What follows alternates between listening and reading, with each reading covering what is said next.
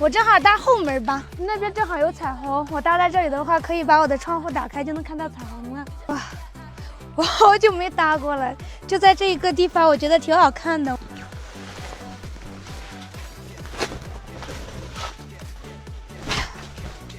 OK。Hello， 大家好，我是小不点，这里就是我的家，我的一室一厅。这就是我的客厅兼我的平常喝茶的地方，还有我的卫生间。然后这里边的话就是我的卧室。带大家看一下最真实的户外生活，这就是我的邻居们。这个是糖糖姐的车，也是个大面包。嘿，打我屁股干嘛呀？你在这个车上住多久了？住了这个车买到现在就半年多呀。半年多。对呀。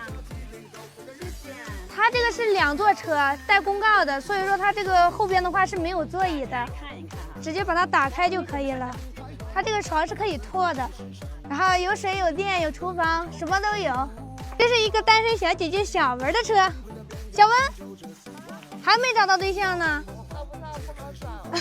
我看一下你这个车怎么生活的，怎么住的。它这个车的话是拿了一个 SUV， 然后把这个后排座椅放平了，就住在里边。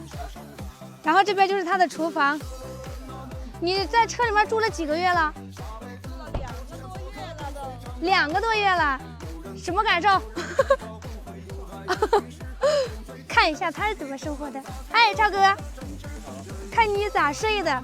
你这个也是把那个座椅放平了？对，后排座椅放平，然后铺个垫子。哦，这什么啊？筋膜枪。对，开车时间久了腰疼就。哦，那还有冰箱呢。喝可乐吗？啊，来1瓶吧。你在车上住多久了？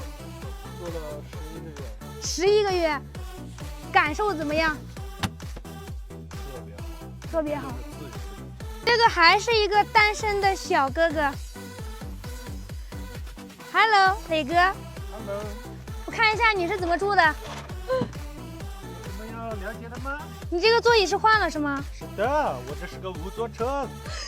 你这个床够睡不？我看你个子这么高。要我示范一下吗？啊，上。对呀，我是1.85的。你正常说话。1.85的个子睡着了，相当舒服了。那是。来一杯咖啡。可以，想喝什么样的？都行。多冰多糖。嗯。现在是晚上的9点半，天还亮着呢。看一下大家都在干什么。Hello， 今天吃什么？这是啥呀？要吃吗？走近点。新疆正宗的烤羊肉串儿，来一串吧，德西。可以。这就是我最真实的户外生活。其实我们都是在路上认识的小伙伴，这样的户外生活你们喜欢吗？太漂亮了吧！